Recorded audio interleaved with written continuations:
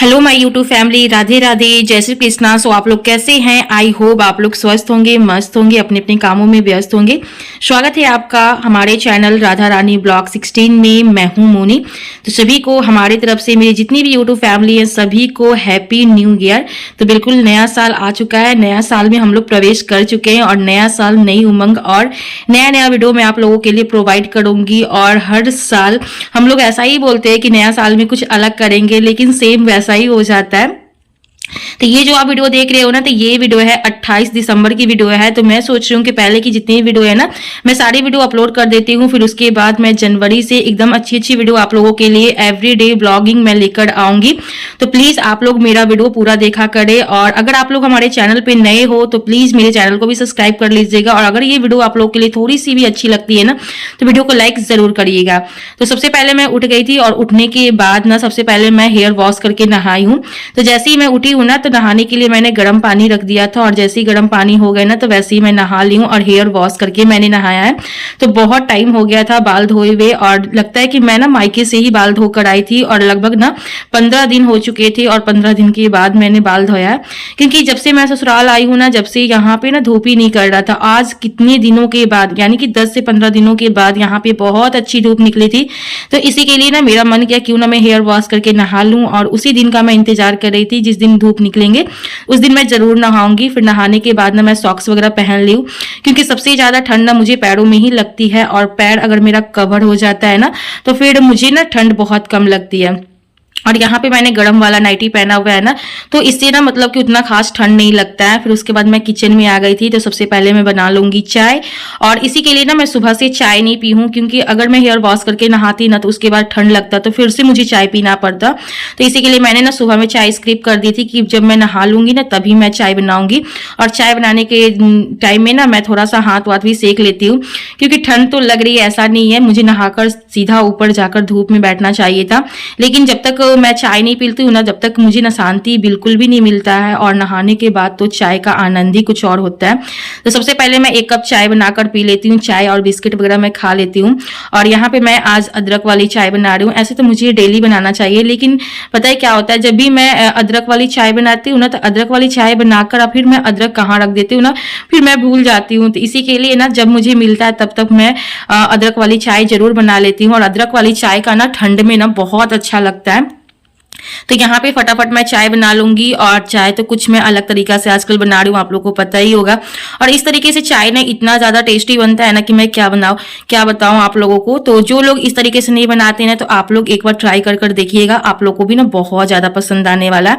और पहली बार ऐसा हुआ है ना कि नए साल में ना मतलब ये नहीं है। और नए साल में ना मैं ना मतलब कि बिल्कुल सिंपल तरीके से मैं नए साल मना रही हूँ। और आने वाले वीडियो में ना मैं आप लोगों को बहुत कुछ बताने वाली हूँ कि मैं नया साल मनाई हूँ या नहीं। 1 जनवरी हमारा कैसा बीता है वो भी वीडियो आप लोगों को धीरे धीरे प्रोवाइड हो जाएगी। तो प्लीज आप लोग वीडियो देखा करें। और इस बार का तो मुझे ऐसा लगता है ना कि 1 जनवरी मेरा सबसे ज्यादा बेकार गया है। और वो क्यों गया है, कैसे गया है, तो वो आपको आने वाले वीडियो में ही पता चलेगा। फिर यहाँ पे हमारी चाय बन गई है और यहाँ पे मैं चाय और बिस्किट में खा रही हूँ।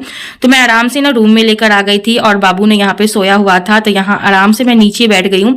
अगर मैं ऊपर बैठूंगी ना, तो मुझे डर लगता है ना कि कहीं वो उठ न जाए। और इसी के लिए ना मैं पूरे रूम में ना बिस्तर वगैरह, कालीन वगैरह में बिछा कर रखती हूँ, ताकि मुझे ना मतलब बेड का जरूरत ही ना पड़े। मुझे जहां मन करे मैं वहां बैठ जाऊं। और अगर कपड़ा वगैरह भी सरियाना रहता है, फोल्ड करना रहता है, तो मैं ज्यादातर नीचे ही कर लेती हूँ। और पहले क्या था ना, मुझे बेड पे करती थी। तो मतलब इसी के लिए ना मैं हर जगह बिस्तर बिछा कर रखती हूँ। और जब से मैंने बिस्तर बिछाया ना, मैं रूम का लुक ने इतना ज्यादा सुंदर लग रहा है कि मैं क्या बताऊं। तो सर्दियों के टाइम में ना मैं ऐसे ही बिछा दिया करूंगी और गर्मी के टाइम में ना मैं हटा दिया करूंगी।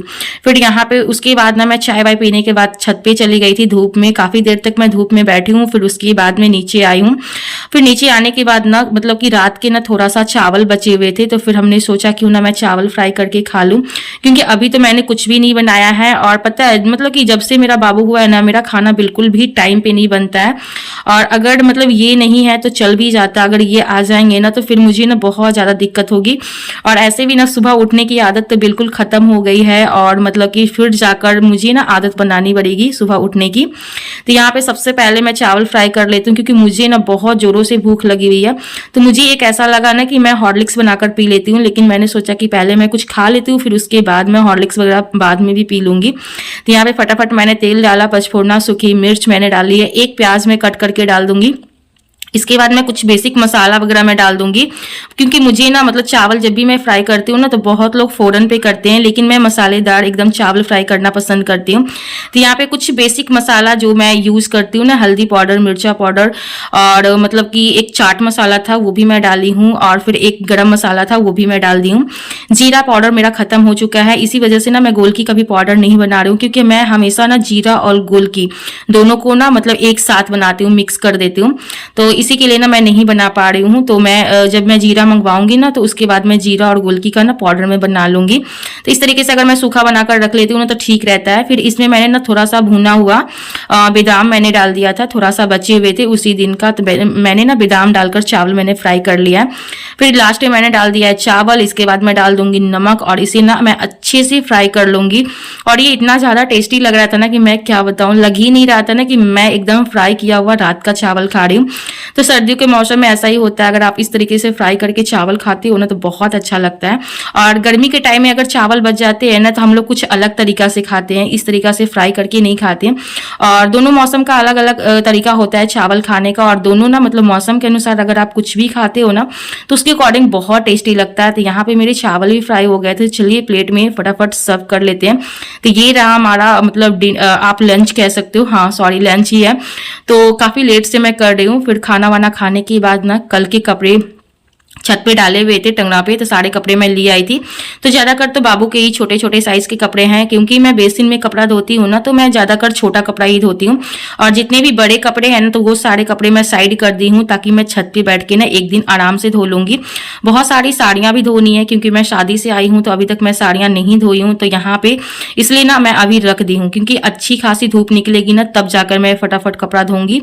लेकिन अभी हल्की हल्की धूप निकल जाती है तो मैं इस तरीके से कपड़ा धो देती हूँ, ताकि 1 से 2 दिन में सूख भी जाता है। और बाबू का कपड़ा धोना ना बहुत जरूरी है, तो इसी के लिए मैं सारे कपड़े मतलब फोल्ड करके इसको अपनी जगह पे रख दूंगी। और अगर आप कपड़ा फोल्ड करके जगह पे रख देते हो ना तो बहुत भारी सा काम हो जाता है, उससे ना रूम भी एकदम क्लियर और साफ सुथरा भी रहता है। तो जब भी बाबू सोया हुआ रहता है ना तो मैं ना बिल्कुल भी नहीं बैठती हूँ। जब बाबू सोता है ना तो मैं कोशिश करती हूँ कि मुझे क्या क्या काम करने, और जितनी भी जरूरी के काम होते हैं ना सबसे पहले वही सारे काम मैं निपटाती हूँ। और जो बाकी मतलब ऐसे वैसे जो काम रहते हैं ना तो वो मैं छोड़ भी देती हूँ कि चलो वो मैं बाद में भी कर लूंगी, लेकिन जरूरी का काम मैं पहले करती हूँ। जैसे कपड़ा फोल्ड करना हो गया, कपड़ा धोना हो गया, और टाइम पे खाना वगैरह बनाना हो गया। तो ये सारे काम ना मैं जरूर कर लेती हूँ बाबू के सोने पे। यहाँ पे सारे कपड़े भी मेरे फटाफट ना फोल्ड हो गए थे। तो चलिए मैं इसको ना अपनी जगह पे लगा देती हूँ, क्योंकि जगह पे रखा जाता है ना तो मतलब रूम एकदम क्लियर हो जाता है। फिर उसके बाद ना मैं मतलब कि थोड़ा सा रूम को ना सही कर दूंगी, और यहाँ पे ना मैं थोड़ा सा बाबू को भी सुलाऊंगी। तो इसके बाद ना मैं इसको सुलाने के बाद ना यहाँ पे थोड़ा सा प्यार भी करने लगी थी, ये देख रहा था मुझे और बिल्कुल आंख खुली हुई थी, ऐसा नहीं था कि वो सोया हुआ था। फिर यहाँ मैं किचन में आ गई थी, और यहाँ पे ना मैं खुद के लिए हॉर्लिक्स बना लूंगी। ठीक है, लगभग ना शाम का टाइम का है, ऐसा नहीं कि खाना खाने के तुरंत बाद मैं हॉर्लिक्स पी रही हूँ, मतलब शाम में मैं हॉर्लिक्स पी रही हूँ। तो यहाँ फटाफट मैं 1 ग्लास हॉर्लिक्स बना लूंगी। और पिछले साल की मैं क्या बताऊं, जब राधा रानी के टाइम में जब मेरी डिलीवरी हुई थी ना और मैं घर से हॉर्लिक्स लेकर आई थी ना, तो वो सारे हॉर्लिक्स वैसे ही रह गए थे और बिल्कुल ढेला जम गया था। फिर लास्ट में ना वो हॉर्लिक्स मुझे फेंकना पड़ा था। इसी के लिए मैं सोची हूँ कि इस बार मैं वैसा बिल्कुल भी नहीं करूंगी। मैं पूरा टाइम में ना एक बार जरूर मैं हॉर्लिक्स पी लिया करूंगी। और अगर मैं सच बताऊं तो मुझे हॉर्लिक्स पीना बिल्कुल भी पसंद नहीं है, लेकिन अभी मैं दूध भी नहीं पी सकती हूँ डिलीवरी के बाद, और इसी के लिए ना मैं हॉर्लिक्स ही बना लिया करती हूँ। तो ये रहा हमारा हॉर्लिक्स। और जैसे ही मैं हॉर्लिक्स बना रही थी ना तो वैसे ही बाबू बहुत जोरों जोरों से रो रहा था। फिर मैं बच्चे को ना फिर किचन में लेकर आ गई थी और इसके साथ ही मैं हॉर्लिक्स पी रही हूँ। तो कभी कभी ऐसा भी करना पड़ता है, और बहुत बार तो ऐसा भी होता है कि मैं बाबू को गोद में लेकर मैं खाना खाती हूँ, ऐसा भी होता है। और ऐसा क्या, मैं तो रेगुलर ही ऐसा करती हूँ कि बच्चे को गोद में लेकर ही मैं खाना खाती हूँ, क्योंकि पता है वो इतना ज्यादा रोने लगता है ना कि फिर खाना ढुकता ही नहीं है। और फिर डेली मुझे तो 1 बज ही जाते हैं, 12-1 बज जाते हैं, टाइम हो जाते हैं, तो मुझे भूख भी बहुत ज़ोरों से लग जाती है। तो इसी वजह से ना मुझे बाबू को गोद में लेकर खाना पड़ता है। फिर यहाँ पे मैं आपको दिखा रही हूँ ये तेल जो कुछ टाइम पहले मैं बनाई थी डिलीवरी से पहले। तो इसमें मैंने कोकोनट ऑयल डाला है और विटामिन ई कैप्सूल ऑयल मैंने डाला है, और मैंने एलोवेरा जेल था तो वो भी मैं डालकर इस तरीके से बनाकर मैं घर पे गई थी। तो फिर मुझे ना ये फ्रीज में मिल गया, तो फिर मैंने सोचा क्यों ना मैं इसको अपने बालों में अप्लाई कर लेती हूँ, तेल की तरह मैं लगा लेती हूँ।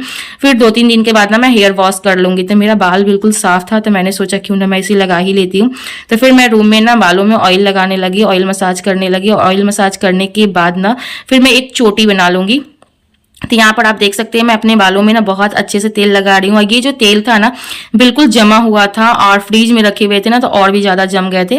मुझे याद ही नहीं था, अगर मुझे पता रहता है ना तो मैं छत पे ना धूप में रख देती ना, तो ये मतलब कि पिघल भी जाता, लेकिन मुझे बिल्कुल भी याद नहीं था। मैं शाम में जब फ्रीज खोली हूँ ना तो मुझे इस तेल पे ना नजर पड़ी है, तो फिर जाकर मुझे ऐसा लगा कि मुझे बालों में अप्लाई कर लेना चाहिए। और ऐसे भी ना मैं गर्म पानी करके बाल धोई हूँ ना, तो मतलब कि मेरा बाल ना काफी ज्यादा स्कैल्प जो होता है ना काफी ज्यादा ड्राई हो गया।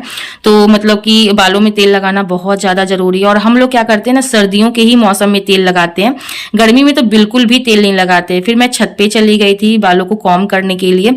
फिर मैं छत पे गई ना तो बहुत सारे बाबू के खिंदरा वगैरह पसारे हुए थे, तो वो भी मैं साथ में लेकर आ गई थी। और जब भी मुझे बालों को कॉम्ब करना रहता है ना तो मैं रूम के बाहर ही करती हूँ।